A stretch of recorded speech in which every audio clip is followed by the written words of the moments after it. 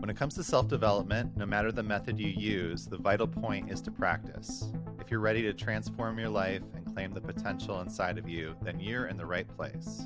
Welcome to The Vital Point. I'm your host, Jonathan Schecter.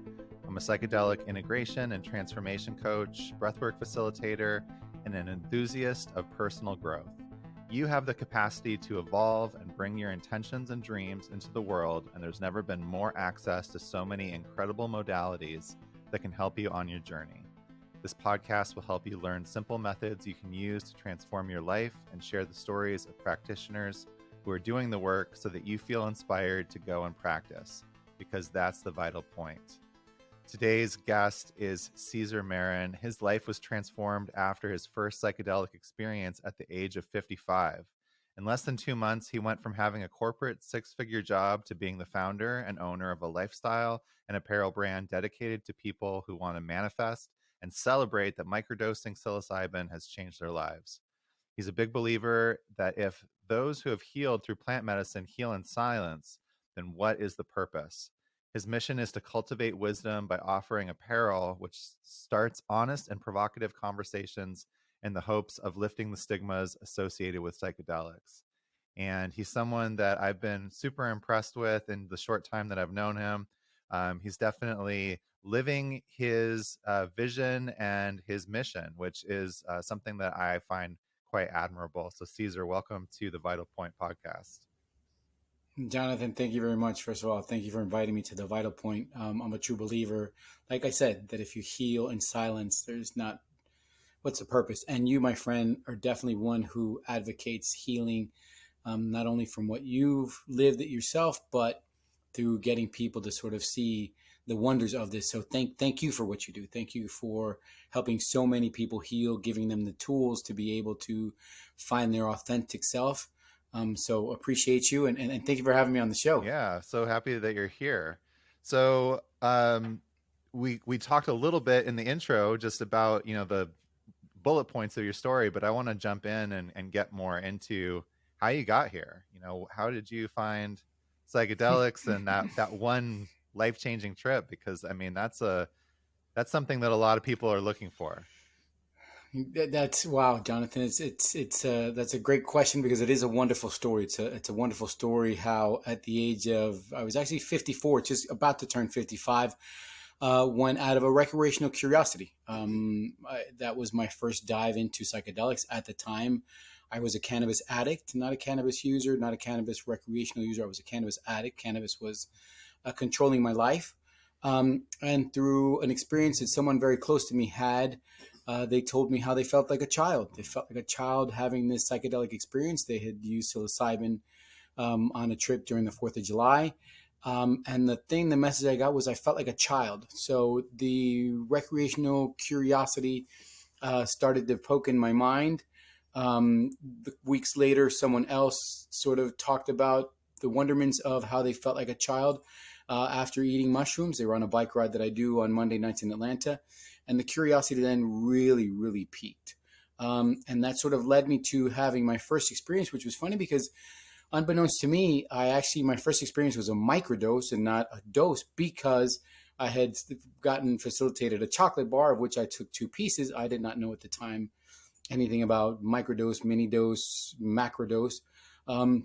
I thought it was just like any other substance where you take some and you get high. And again, like I said, it was a recreational curiosity that sort of took me to this moment in my life.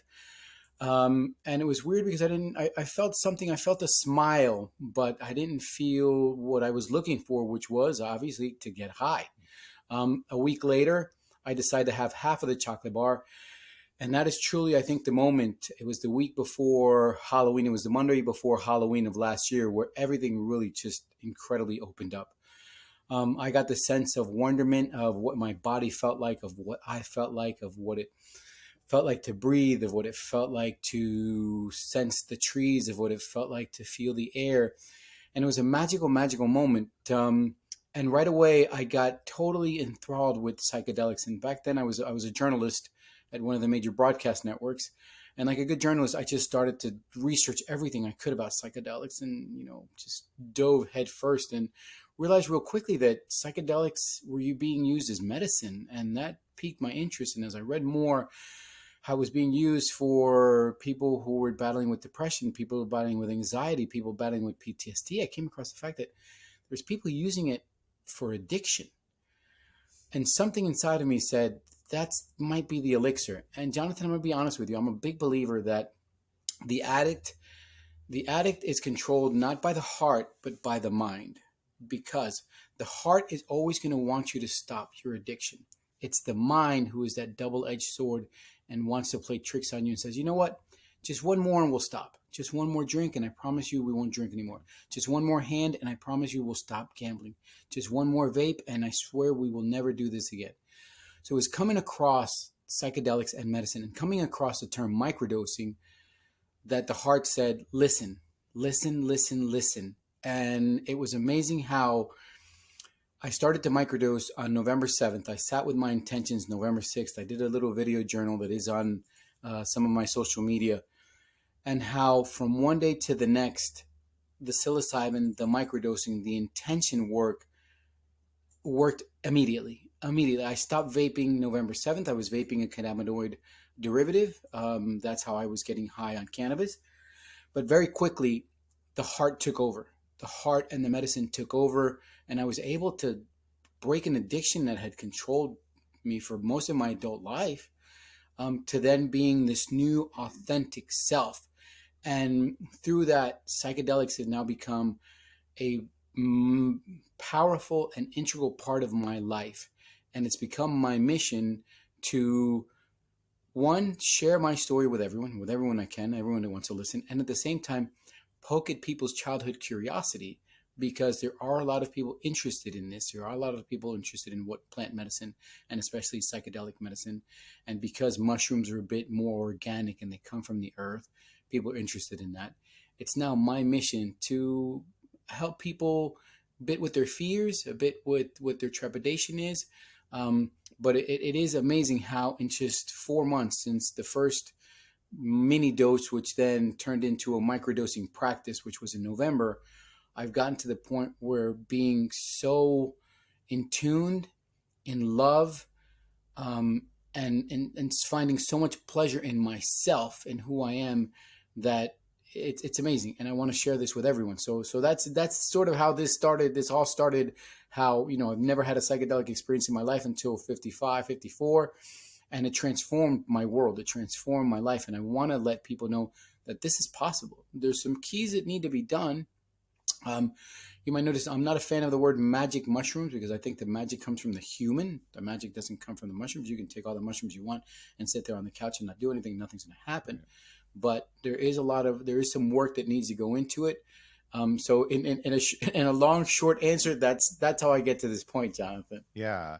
And I appreciate that you bring up those, the keys, as you put that, that the experience of mushrooms or other entheogens, other psychedelics, is a little bit different than Western medicine. I think we're sort of conditioned to think, oh, I'm just going to take this pill or whatever, and then that's it. The medicine is doing the work. And psychedelics don't work exactly like that, as you know. I think you would agree. Like, obviously, they're Yes. These incredible medicines that are doing incredible things on a molecular level, on a mental level, working on the heart, as you mentioned. But in a lot of ways, they are also just sort of pointing the way to some of the work that needs to be done within our lives, the things that need to change. So what are some other keys besides that are, important to you in terms of your practice? Yeah, I believe that there's a couple keys that are really necessary for a psychedelic practice or a psychedelic experience to have its full effect, its full wonderful wonderment effect. One, I'm a big believer in intentions. Intentions are incredibly important. I feel that intentions are you giving the medicine a roadmap of what you're intending to do, what you're looking for. As I start to microdose, my intentions were obviously to stop vaping, to stop using cannabis, to get over this addiction. At the time, I knew that the writing was on the wall, that my corporate job was on the line because of a takeover, a merger of another company. So I wanted to know what came next. How was I going to get to that next step in my life, that next chapter in my life? So intentions are a big part, and intentions, I tell people, need to be on a daily basis, and your intentions can be the same every day. You want to be a better human. You want to hug more. You want to smile more. You want to finish that project that's there in front of your desk. You want to be more creative. You want to be more in tune with yourself. So intentions are a big part of this. And then, of course, integration is just as important, I feel, as the dosage and the medicine itself, because that is where you take what you've learned. That is where you take what the medicine has taught you and you put it into everyday life and everyday experiences. I myself, I use the Fadiman protocol, which calls for 1 day on, 2 days off. The idea is, and I'm sure a lot of your listeners have heard about it, a day of dosage, a day transition, a day integration. So that dosage day, of course, you feel the wonderments of the medicine. You feel, your life is wonderful. Life is great. I don't need these outside things that are bothering me or distracting me.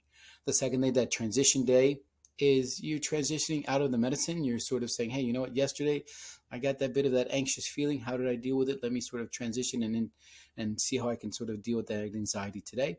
But the most important day, the most important, fundamental, crucial day to me is that integration day. That integration day where, for me, the mind might have crept in and said, hey, you know what, let's go back to what we were doing before. And I said, no, let me sort of integrate what I've learned. Let me sort of take some breaths. Let me go outside and take a walk. Let me integrate into some meditation. Let me integrate into some journaling. Let me integrate what I've learned, what my body and the medicine has taught me to do, to then move forward. I've had 2 macro journeys since the start of my psychedelic practice. I had one on my birthday, November 16th, in which I had intentions again of seeing where I was going, what was going to happen, what held me back, and what I learned in that day. I was able to integrate it into my everyday life. One was I went back to some childhood trauma, of some disciplinary actions from my dad, which I was able to come to grips with. And the integration part of it was like, don't fear. Like, before, you had fear of failure. You had fear of consequences if something went wrong. So I was able to, not that my dad needed forgiveness, because that's how he grew up. That's how he felt I might sort of learn a better lesson. So, I love my dad to death. I mean, he's an amazing human. But the medicine taught me to say, hey, that's what's holding you back. Now integrate that into your everyday life. So I've been able to integrate that journey to letting myself know, don't fear consequences. Don't fear repercussions if you fail, because that's not what's going to happen. So that integration part is an incredible moment. I have this adage that I say, that the integration is, if someone cuts you off in the highway, you're going to sit there and blow on the horn and shoot on the bird, or you're going to integrate and say, you know what? I don't need that energy. That other person's not feeling what I'm feeling. I'm the only one poisoning myself with that. And that's part of integration. Yeah. So we all integrate in our own way. But like you said, Jonathan, and you profess this every time I see you, integration is integral. Integration is a really important part of this practice. One, because it's going to help you, guide you to what the medicine has taught you. But it's part of the healing process. It's part of the healing process of being in touch with oneself. I mean, the medicine can only do so much. It's up to us. It's up to us, the human, to do that. And through integration is how we move forward, how we integrate into that world. I love watching you as you use, cold baths into your integration, because that is part of integration. And we've had, you asked me the other day, because we were talking about, the difference between cold shower integration and tub integration. And I've come to the realization that shower integration, because of the brain freeze that you get, that is why that integration is a little bit, I'm not going to say more difficult, but it's a little bit more challenging. It's a little bit more challenging. But again, that's part of integration. That's part of that breathing, that controlling yourself, that letting yourself know that anything is possible. I mean, the human mind is a beautiful, wonderful thing. The human heart is a wonderful, beautiful thing. And if we use those, both of them, to integrate what the plant medicine has taught us, we can do anything we want. We can transform into anything we would desire. Mm, beautiful. Yeah. And thank you for sharing that experience about your dad and kind of what you learned and took away from it.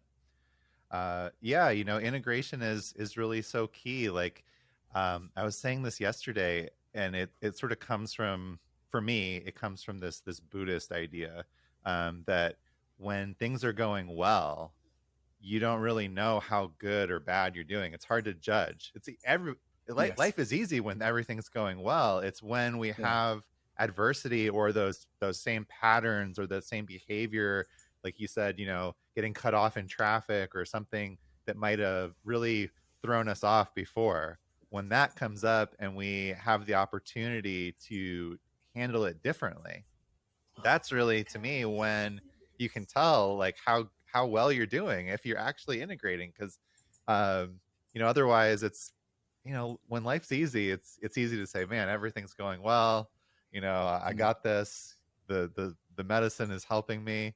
But what are you going to do when the shit hits the fan, basically? Exactly. And so Exactly. Exactly. and I think it's, that's one reason that, for me, like, the cold water exposure is so important, is it gives those adverse experiences give us the opportunity to practice what we're working on, right? So, like, Yes, definitely. without somebody cutting me off in traffic, or without the stress of getting into an ice bath, sometimes I'm not sure how well I've actually integrated the things that I'm working on, so Yeah. I'm really grateful for those experiences.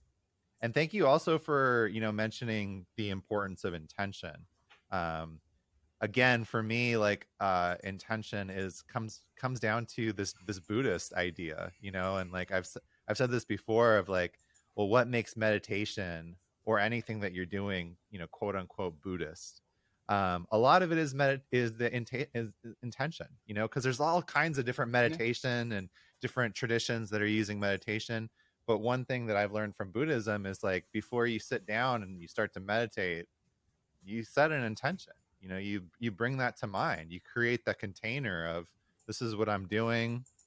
And like you said, the intention changes everything. It organizes you. It kind of focuses you. And it's almost like this very powerful method of getting clear about, what am I doing, and why am I doing it, and it's a really important thing. So thank you for sharing that as well.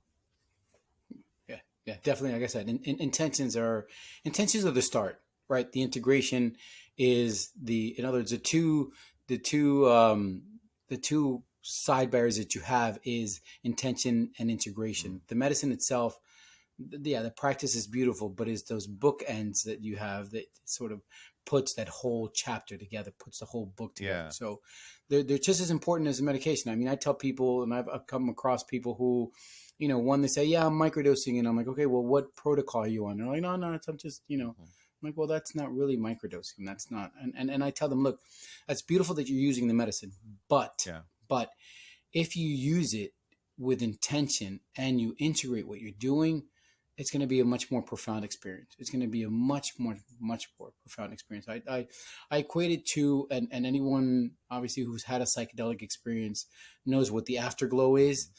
To me, being on a good regimented protocol is being in a constant afterglow. Mm. That's exactly what it is. You just consistently, we're living in the now, which I'm a big believer that that's where we need to live. The past to me is, if you dwell too much in it, it's an open door to depression. And living too much in the future is an open door to anxiety.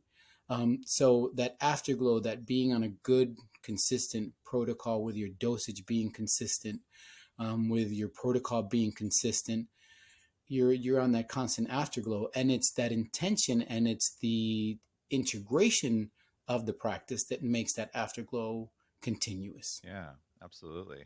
So speaking of dosage, I'm curious, because I know, like, I microdose myself, and just talking with other people and reading and, you know, doing research just like yourself, I've found that it seems like there's sort of two camps in terms of the microdosing, uh, besides for, you know, Fadiman and the Stamets protocol. Sam's Um, protocol. Yeah. but I feel like there's some people that consider a microdose what I would consider, I don't know, I guess, what's the term? Like a, some people call it like a museum dose, or like a Museum dose. twinkle. Yeah. You know, Yeah. you're actually feeling something in Yeah. the medicine. You know, you're Yeah. feeling something like, okay, I know that Mm, I took some medicine. mm, For me, that's maybe about like a fifth of a gram, like point two. correct.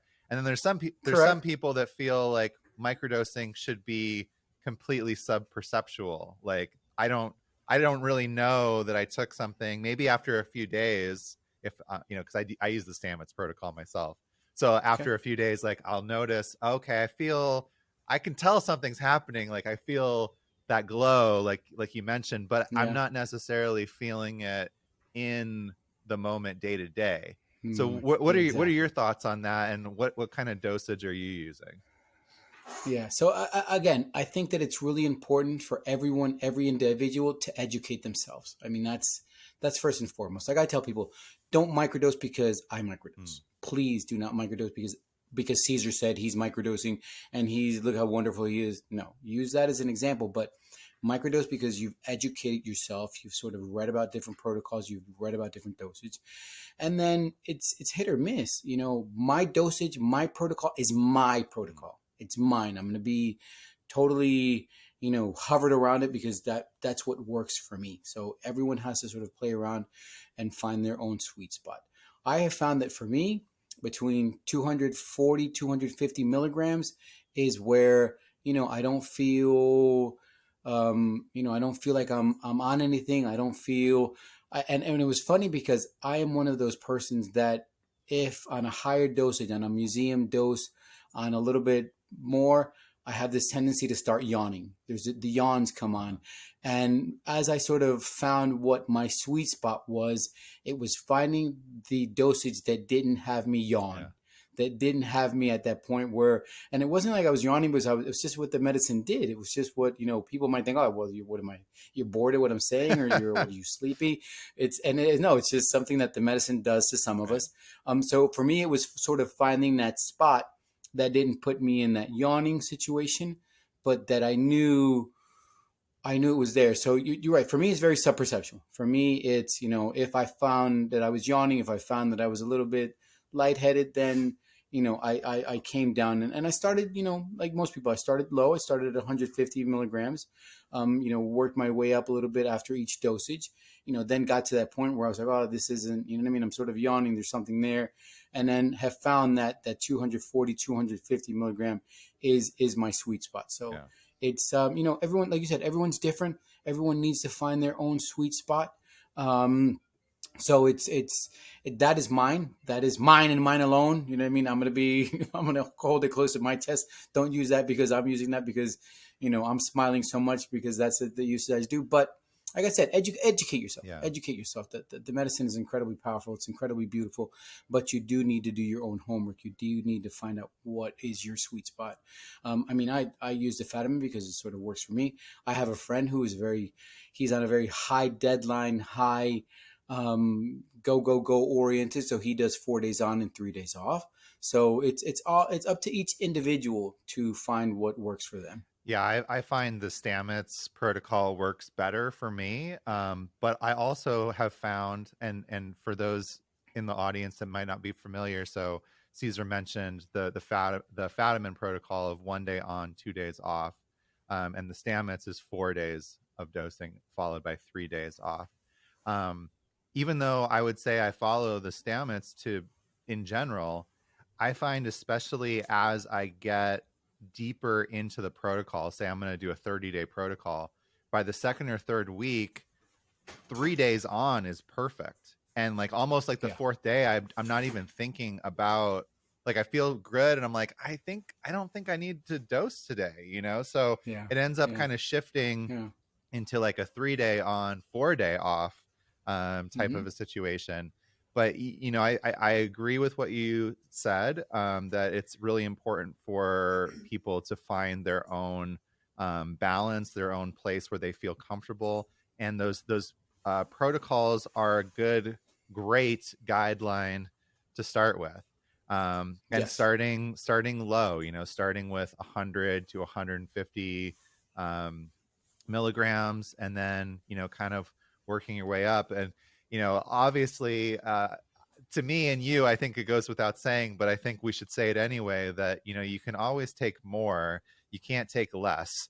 Correct. And Yes. Yeah. and I've found that myself. I mean, there was one day where I had a microdose's worth of fresh mushrooms, and so I was like, well, I don't want to get the dryer out, so I'm just going to take Mhm. this. And I had to cancel some meetings and log off of work because Yeah. it ended up being much more than a microdose. Much more. Even Yeah. Much more than a yeah, even microdose. though I'm like, I don't even understand how this happened, because by Yeah. weight, it was, that should not be. But apparently they were the really strong Yeah. end of a session. So Yeah, um yeah. So you're right. You're right. It is important to sort of find that low yeah, spot, and go from there. And it's again, it sometimes can be hit or miss depending on what strain of psilocybin you're right. using. Of what your mindset is. So you're right. It's easier and better to start a little bit low and then work yourself from there. And then once you find that flow, once you find that glow, stay consistent. Stay consistent with your dosage. Stay consistent. I prefer to, and I know, there's chocolate bars out there, there's capsules out there, there's no gummies out there. We sort of came across gummies as we were down at Canadelic, Miami. Um, but for me, I prefer, dried mushrooms. I'll take my 2 weeks, supply of microdosing. I'll grind them just so it's a more consistent, dosage in there, or the amount of psilocybin that's in the dosage, and I'll go from there. So yeah, Yeah. it's a beautiful medicine. It's amazing what it can do. Yeah, you mentioned something else that's important in there, which is knowing your medicine. And that different strains of mushrooms, different grows, can have different amounts of psilocybin. So it's important, to kind of know your medicine. And if you're sourcing from different places, to make sure that you're starting slow again, as opposed to just kind of understanding where the medicine's at. I'm curious, do you stack anything, do you add anything to the psilocybin regimen that you're taking? Yeah. Yes, I found that niacin and lion's mate, it's a wonderful complement to the microdosing practice. The lion mate just incredibly opens up the brain. We found a couple of people that have really wonderful, um, my God, what's the word for it? Not all-purpose mushrooms, but complementary mushrooms between cordyceps and reishi. Functional, that's the word. I'm sorry, functional mushrooms, that we've added into our practice, my wife and I, and it's wonderful. I mean, mushrooms are going to save the world. I'm a big believer. I'm a big believer that mushrooms are going to help guide us into this next millennial, whether it's through their properties of how they help the environment or how they help us heal. I think mushrooms, if we open up our minds, and I tell everyone, because again, that stigma exists, the stigma around psychedelics, the stigma around mushrooms. And again, the reason why I'm not a fan of the word magic mushrooms and I prefer to use psilocybin, still exists. And it's up to us, the ones who have seen the wonders of mushrooms and the wonders of medicine, to open up other people's eyes. And I always go, you know what? Sit down with your family members and go, you know what? Let's watch this amazing documentary called Fantastic Fungi. Has nothing to do with psychedelics. Has nothing to do with trippy mushrooms.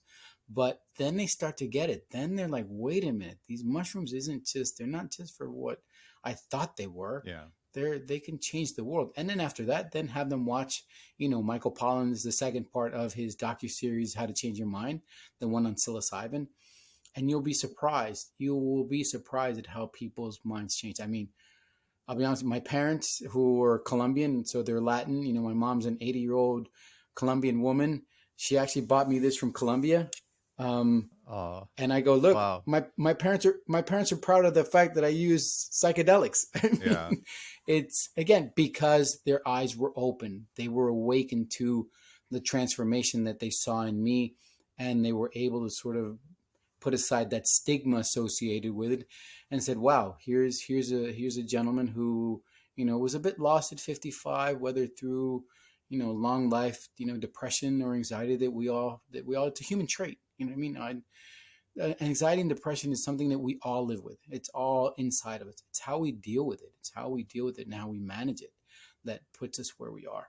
Um, but to have my parents, open up and see the transformation and see how, I was able to sort of, give up my addiction or just able to sort of cut that tie of that addiction to them, they're grateful. They're grateful for what the mushrooms do. So again, if you have anyone that you want to talk to that you go, God, you know what? I wish I could tell them, have them watch Fantastic Fungi, and then have them watch How to Change Your Mind, and you're going to see how people turn around, and they will see the transformation. I'm a big believer.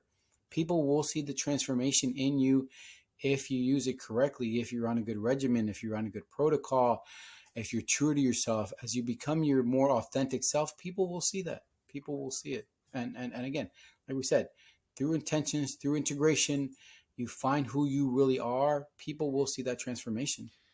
Yeah, I agree with you. The proof is in the pudding, as the saying goes, and Correct. um, I think that your mission with Cultivate Wisdom is wonderful, and that there should be more people out there saying, "Hey, like this, look at what's possible with this." Yeah. And Yeah. that being Yeah. said, the most important thing that I think we can do as people that are working with this medicine is being the example. Like you said, like we don't have to necessarily go and talk to everyone. The people in our Mm. life, especially the people that we're close with, when you start to change, when you start to actually have the effects of working with these medicines, they're going to come to you and they're going to be like, Yeah. "Hey, Yeah. Cesar, something's different. Like, what are you doing?" Yeah. Like, Yeah.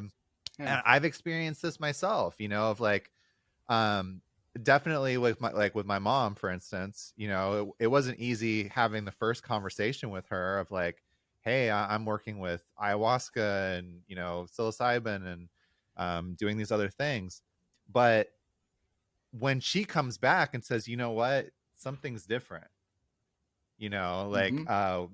I can Yeah. tell the difference. Yeah. So like Yeah. that I think is the most important thing that we can do, is just live our truth and do our own work, because that Exactly. creates the example. People notice, that people can tell the difference in your energy, and um that's what's going to make them the most curious. And then of Mm-hmm. course Mm-hmm. there's folks like you that are out there creating these wonderful products, these wonderful shirts and hats, and helping to give us that push in that right direction of education, and um just having more visibility for the movement. So Yeah. Yeah. Paul Stamets talked about it during psychedelic. It's during Canadelic down in Miami. He said, "We're on a revolution, and we're the revolutionaries. We are the revolutionaries, and we need to be able to educate people and open people's mind." And that's why Cultivating Wisdom. The first vision of Cultivating Wisdom was an apparel brand, because I said at 55, you know what I mean. If I wear something that's tie-dye, that's psychedelic-ish, that's sort of, very mushroomy-ish, what are people going to say? He's a hippie. He's a hippie. He's a stoner. He's out tripping balls in the woods. And that's not what we want. So in other words, the reason why I wear this shirt is twofold. One, someone who is also microdosing can come up to me and say, "Hey, you microdose? So do I. How's it going? What protocol are you on? How are you feeling? The other day I sort of felt this. Have you felt that? How have you reacted to it?" I had a wonderful situation a couple of weeks ago where a woman stopped me in the supermarket and she saw me and she goes, "Do you microdose?" And I said, "How can you tell? Because of my smile?" She goes, "No, because of your shirt, dumbass." And we had a bit of a laugh. And then she talked about how before microdosing, she was drinking a bottle of wine a day. She'd come home, serve her first glass, you know what I mean? Forget about her kids being a pain, forget about the coworkers, at work being nuisance. And by the second glass, she forgot why she was drinking. And by the third, she forgot everything. And now because she's microdosing, she just feels like she's this wonderful person. But for me, the most important part is when you wear something like this and someone comes up to you because they have no one else to talk to and they go, "Do you microdose?" Yeah, I do. I saw that on that documentary, How to Change Your Mind. I read about it on CNN.com. I heard about it on NPR. Cultivate me with your wisdom so that I can sort of smile like you're smiling, so I can sort of find the benefits of microdosing. And that's why Cultivating Wisdom, the apparel brand, exists, so that we can start these conversations so that people who are interested can say, please cultivate me with your wisdom. I want to change. I need this elixir that you have found. And that's the mission. That's the mission of Cultivating Wisdom, the apparel brand. And that's where we want to take it. That's, again, like we said, we're the revolutionaries, and we need to let people know that this is going on. And by speaking, we help to break that stigma that exists with it, because it does exist. It does exist on many levels, on the levels because we were indoctrinated that drugs are bad, and that drugs are the enemy, and that drugs are evil. Or we also have these situations where I've talked to many people, my generation Xers, who say, well, you know what, I tried that once back in college and it just didn't go so well. And I say, well, let me ask you a question. How much did you take? I don't know. Okay, that's the first problem. Number two, did you have intentions? No. Well, then that's the bigger problem. So, microdosing or any psychedelic journey, with intentions, with knowing what you're doing because you've educated yourself. It's like that people, look, I didn't start microdosing until I was an expert in microdosing, until I educated myself, until I got to the point where I read something about it. I was like, I know that. I know about that. I know how to deal with that if that happens. Please do that. Please, if you were thinking, or if you want somebody, because again, we all need to be leaders. Most of the people I'm sure who are watching this podcast know the magics of psychedelics. Be leaders in this space. Be proud of what you do. It's like, look, I wear a suit. You know what? I'm a person who wears a suit. I'm a father. I'm a husband. I'm a dad. And yes, I use psychedelics. I use them as a life performance enhancer. And I want people to know that. I want people to sort of see someone who's successful, who's a business owner, who manifests what's going on, and no, he doesn't look like a hippie. He looks like I do. He looks like I do. And if he changed and he transformed, then maybe I can do the same thing. So that's again, I implore people, please, please, you know, let people know about your transformation. Let people know about how you've healed. Because, like Jonathan said it in the intro, I'm a true believer that if we heal in silence, those of us who have healed, if we heal in silence, part of the purpose of what the medicine has given us is forgotten. It's not there. That's part of the mission. Not only our own healing, but the healing for the rest of us, because we need this healing.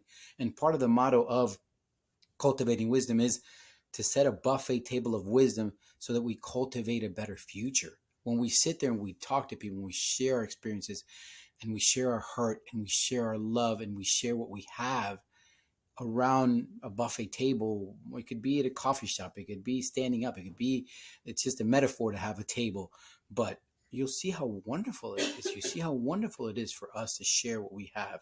And if it's sharing healing, if it's sharing transformation that we're doing, we'll change the world. We're going to cultivate a better future, but it's up to us. It's up to us to do that.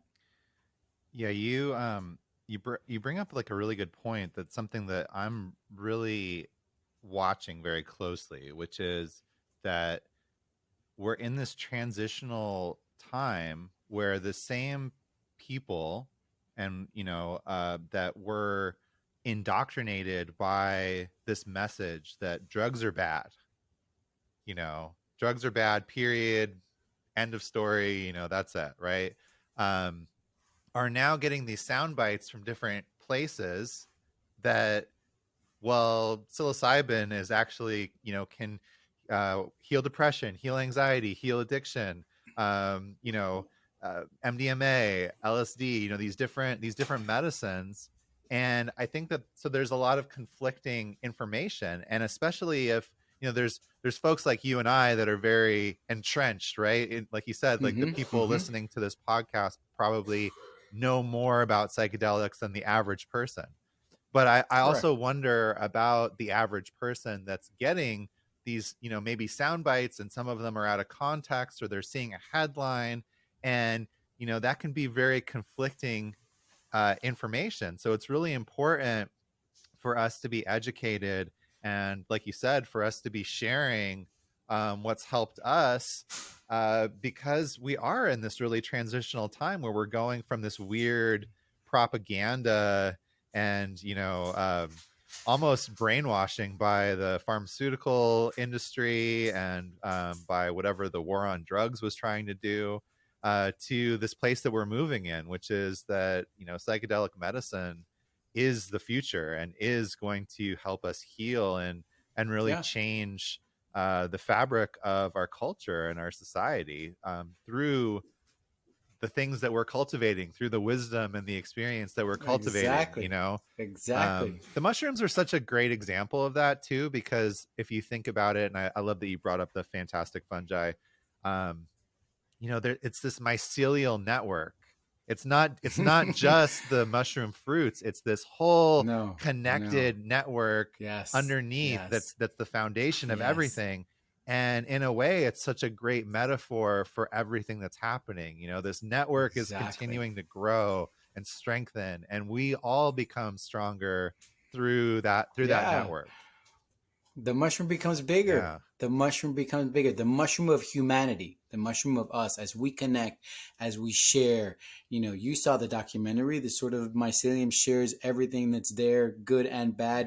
Right. The mycelium is that buffet table, and the mushroom just gets bigger. That mushroom of humanity just gets bigger, just gets stronger as we proclaim this. And it's like Jonathan said, we're getting these mixed messages. You know what I mean? Because you're getting a soundbite here, you're getting a soundbite there. And that's why, what better place to have true information than from a human being? Yeah.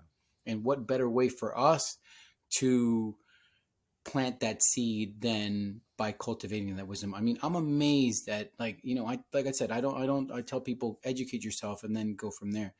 But the messages I've gotten from people who have started to microdose because they have talked to me is priceless. It's, thank you so much for opening my eyes. Thank you so much for awakening me. Thank you so much for giving me this wisdom for me to heal myself. It's beautiful.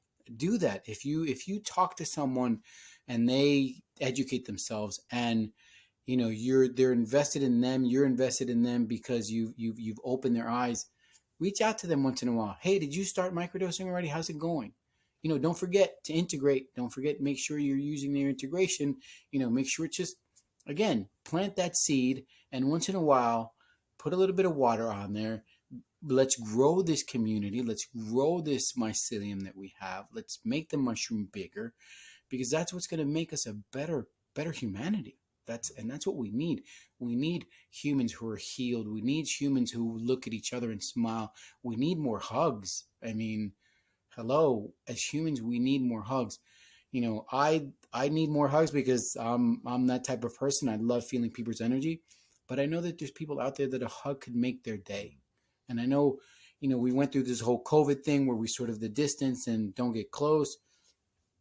That we're past that now. We're past that. You know what I mean? Shake hands, smile, give hugs. Let's make this world a better place. That's the vital point, is to make sure that we cultivate this wisdom, that we share our experiences, that we connect with humans. I mean, we animals do it, the plants do it. Let's us do it also. Let's have that human connectivity to make us better people. That is the vital point. The vital point is that connection that we make with each other. Yes, love oneself. That's the first thing. First thing you do in the morning, before you pick up your phone, please, before you pick up your phone, go look at yourself in the mirror. Take a deep breath and smile and be in love with yourself, because then it's easier to love everything else. And then let's cultivate this wisdom to make a beautiful world that we have.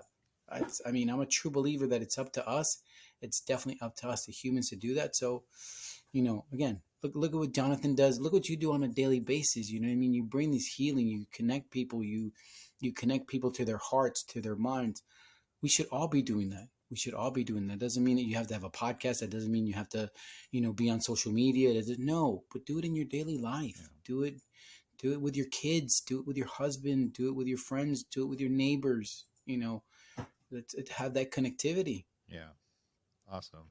I wanted to give you the chance, because I know when we talked initially, you had mentioned also really wanting to share this message with people of your generation, of your age, and also Yes, within your cultural community.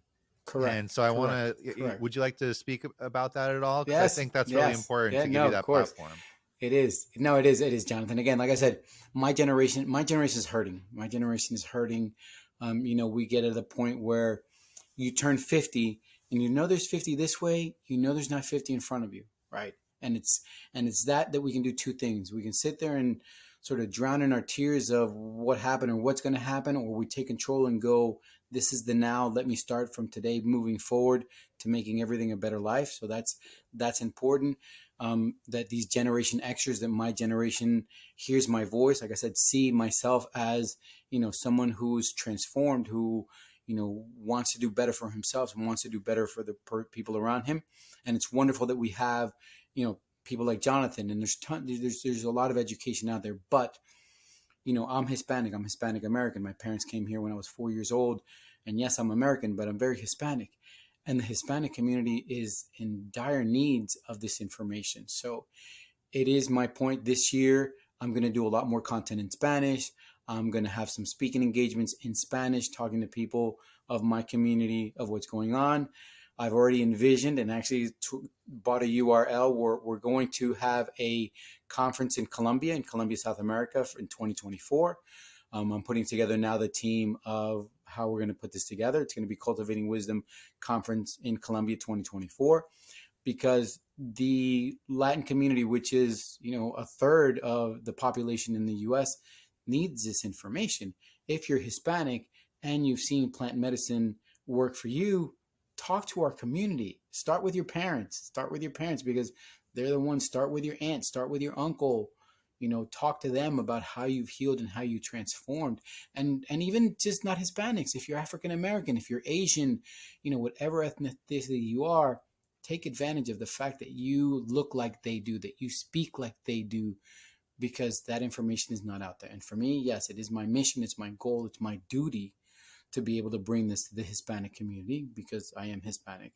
But it's all of our duties. It's all of our duties to get our people to then make that community bigger, make that mushroom, like I said, bigger. So yeah, Jonathan, it is my mission to get at the Hispanic community with my voice. Like I said, I'm not an integrator. There's wonderful, incredible people who are integrators out there who do an amazing, beautiful job. My wife is actually looking to train to be an integrator. My mission is to share my voice, and show the possibilities of transformation, because I'm living proof of it. I'm living proof of the transformation that psychedelic medicine can bring to one's life, to really find one's authentic self. And I hope to sort of touch people with that message. I hope, like I said, I want to poke at people's childhood curiosity, because when we were children, nothing could stop us. When we were children, everything was possible. But we fall into this default mode network of, this is the thinking, that's a stigma, that's bad, we all need to poke at people's childhood curiosity and open up their hearts. And that's where it starts. I appreciate that you're doing that work, and thank you for sharing that. And yeah, like recently, a couple of months back, I was talking with my dad, and he's in his early 70s, and he said it was so funny, like it was surreal. I was sitting there on the phone with him, and he said, "Do you know? Have you heard of this guy, Paul?" And I said, "Paul Stamets," and he said, "Yeah, yeah."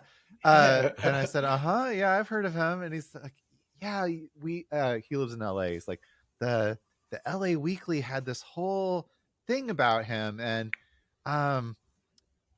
have you heard of microdosing? And I was like, I can't believe I'm having this conversation with my dad right now, like, wow. Yeah. So yeah, we had this Yeah. whole, conversation, and, I said, yeah, I microdosed myself. Oh, really? Like, and he's had Good. so many questions, and, it was like, I was sitting there just on the Yeah. phone, like, I'm like, what is happening right now? This is just, this is a He trip in had and of itself, yeah, he had his childhood curiosity poked at. Yeah. He had his childhood curiosity poked at. I actually, down in Miami, my parents live in Miami. I left them some medicine for them to sort of start a microdosing protocol, and you know, good for them that they're open. It's not. It's just, again, it's us educating them. It's us. They're going to see the transformation. They will see the transformation in each individual who's close to them, and they'll open up. It's, again, that propaganda is there. They've been brainwashed we were all Right. brainwashed for much too long, and a lot of us are now awake. A lot of us are now awake, and it's our mission, our job, to awaken as many people as we can. Yeah. To awaken as many people as we can. Yeah. It was funny, and he brought up, something where I was like, oh, I guess I wouldn't have thought of, when I think of microdosing, I'm more aligned with you. I'm thinking about depression and anxiety and Hmm. PTSD Hmm. and addiction. And he said, I read in that article that microdosing is good for memory and to keep Alzheimer's away, and that's something that's really important to me. I want my memory, I want my memory as long as Yes, possible. So I'm yes, like, hey, yes, whatever yes, works for you, man. Like, whatever is going to get you to the yes. table. Yeah, yeah. And you know what? There's actually, they're doing studies now on microdosing and the effects of psilocybin, which is wonderful. And it was Rick Dobbins who was talking about studies now that, no, actually, it was Paul Stamets who was talking about studies that they're doing with people over 60 on what they call the tap test, which is you sort of tap, see the consistency of the tap that you do. And it was amazing. It was sort of really like eye opening of people who were microdosing, how much better they were at it than people who weren't microdosing. Mm. So it's, again, it's like we've talked about this, Jonathan. It's wonderful medicine. We see what it's done. Why not open the eyes and awaken, the people, the generation that was before us, all of Yeah. us, and an open, honest, provocative conversation, to, again, poke at people's childhood curiosity. That's all of our missions. If I leave anything from this podcast, is for go out and poke at people's childhood curiosity about what plant medicine can possibly do, what microdosing can do, because we all need it. We all benefit. I put a meme the other day that said, "I've yet to meet anyone microdosing who's an asshole." So it's again, you find yourself, once you're your authentic self, you find your smiles, and once you smile, you spread those smiles, you spread the love. That's what's going to make us a better humanity. Well, I appreciate, you and what you're doing, and also, just how much you've been able to integrate the messages that you receive from the medicine. Because, for me, like, I'm on like the opposite end of the spectrum. Like, I had years of recreational, experiences that, Yeah, yeah. while when I look back on it and I think, okay, there's something that was subtly happening to Mm-hmm. to push Mm-hmm. me towards where I'm at now. And Correct. actually, I've had conversations with the mushroom since, where they pointed out, they like took me back in time, and they said, hey, remember that journey where you had that idea, and like that, do you realize like how that shifted your trajectory?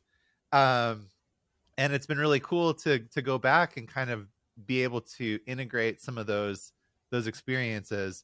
But, you know for years of recreational experiences without like the intention and without the integration, versus somebody like you that's like, man, they're educated from the get-go, and they're really getting a lot Yeah. of the benefit out of those experiences. It's wonderful to see. So I Yeah. appreciate you, and I appreciate your mission, and what you're doing here in the world and in this space. And, you know one thing that I've noticed about you personally is your energy is infectious. Like, it seems to Thank you. be, like, you're living your mission, and you're also able to inspire others and bring them into that mycelial network that you're creating. And so, it's just a wonderful thing to see. And I really appreciate where you're at in this space, and really excited to see where, cultivating wisdom and whatever other projects you have, because I'm gonna guess that there are other projects or things that are coming, Definitely. like, just to Yes, see definitely there where are. you're going, man, because like you're a powerhouse. We're just growing, man. We're branching out. We're branching out. There's a lot of things coming. Little sneak preview. The wife and I are going to start a couples who microdose podcast, because you share in your experience, you share with whoever you are. I think it makes it a lot more wonderful. Like I said, I'm going to have some speaking engagements. We're really looking forward to the conference in Colombia. So if you are Hispanic, if you are Latino, if you do speak Spanish, there'll be some great educational information there. And again, Jonathan, we're all growing. We're all growing. I love seeing the growth of everyone in this space, and I cheer every single person who is on in this space, because we're making the difference. We are like Paul Stamets says, we are the revolutionaries. We are the revolutionaries in this revolution of healing, of a path to betterment. So I'm there cheering every single one of you on, side by side. Yeah. Okay, so in terms of information, I know you guys have amazing shirts and hats and other products on your website. Is that also a place that people can go to learn more about microdosing and kind of educate themselves? The website, again, because cultivatingwisdom.net is more the apparel branch of Cultivating Wisdom. My Instagram site, cultivating wisdom dot it's cultivating dot wisdom. The Instagram account has a lot more of my personal journey, and me talking to people, and me being that leader of what I do. So that's important. And then there's also the Twitter account. I'm going to be really paying more attention to the Facebook account. So there's always information there. There's always informative information that we can sort of latch onto. And if I find an article that's wonderful, I mean, today Dennis Walker, who is the person behind Micropreneur, put on a wonderful article about how to talk to your children about drugs, because we have to have that discussion also, because let's be honest, if we don't educate our kids about the safety and responsible use of drugs, somebody else is. Somebody else is going to do it, and you don't know who that somebody else is going to be. So there's really wonderful information out there. If I see something great, I'll sort of repost it. I'll post it on the Instagram. I'll post it on the LinkedIn. That mycelium is everywhere, right? It's one of these situations where, find that information that most resonates with you. Whether it's watching me on my daily or every other day Instagram post of my practice, or whether it's, the LinkedIn where there's more educational information, just, be in touch, be connected, and you'll find your way. I'm everywhere. My mycelium is everywhere. Yeah, it's been super cool to see Dennis wearing the Cultivating Wisdom gear. He was such a wow. He was amazing. He's amazing. He's a great individual. He's so smart. And we need that. We need more.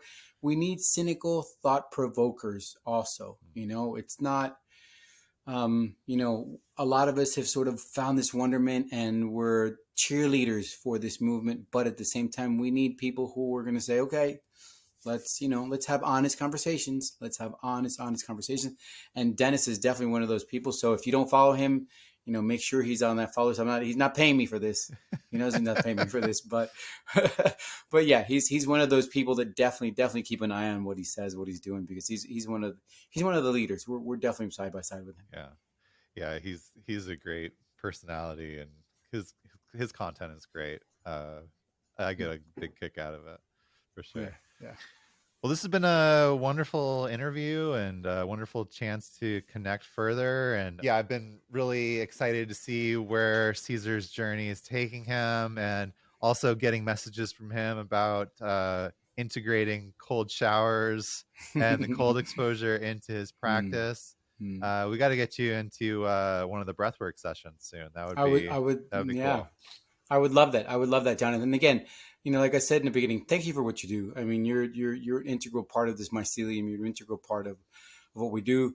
I know how much of a supporter you are of us, and I really appreciate that. I love when you wear our gear and show it off on your Instagram. That's a beautiful, beautiful thing. I know you do it from the heart. So again, we're all in this together. We're all in this together. You set a buffet table of wisdom, on a daily basis with your content and with what you do and how you help people. So, keep doing what you're doing, brother. You know that I'm there cheering you on 100%. And again, we're all in this together. Yeah. So where should people go to connect with you to find more about cultivating their own wisdom? Perfect. Definitely on Instagram, cultivating.wisdom on the Instagram. Again, if you want to manifest the fact that you are microdosing and that you're a better person and you want other people, go to cultivatingwisdom.net, pick up some merchandise. If you use the promo code gratitude20, because we should all be grateful of everything we have in life, you get a 20% discount. So definitely go check that out. There's wonderful, wonderful gear from, t-shirts to hats to, canvases like that, which is wonderful. So definitely go check us out. Definitely cultivate that wisdom, spread much love everywhere you go. If I only ask for two things, is that you cultivate wisdom and you spread much love, and we'll make people we'll make a better humanity. Awesome. Well, thank you so much, Cesar, for being here and for sharing your experience and your wisdom, cultivating your own wisdom by your example and by your mission. And I really appreciate you being here, and what a wonderful conversation. Perfect, Jonathan. Much love to you, to everyone that's watching this. Yeah. So if you're watching this, go ahead and subscribe to the YouTube channel, leave a comment. If you're listening on any one of the many podcast networks that we're at, I would appreciate a comment, subscribe, and follow Cesar in Cultivating Wisdom as well. Definitely an important brand, an important mission that he has. So until next time, folks, continue to practice, continue that integration, because the practice is really the point of all this. Like we were talking about in the conversation, if we don't take those experiences and integrate them into our lives, it's only worth so much. So the integration is really the vital point. Keep doing that, and we'll see you next time on the podcast here. I hope you enjoyed this episode, and if you did, I'd love it if you leave a review. Follow me on Instagram at Blue Magic Alchemy if you'd like to learn more about transformation, integration, and how to connect through coaching, breathwork, and meditation. Remember that regardless of the methods you're practicing, the vital point is to practice.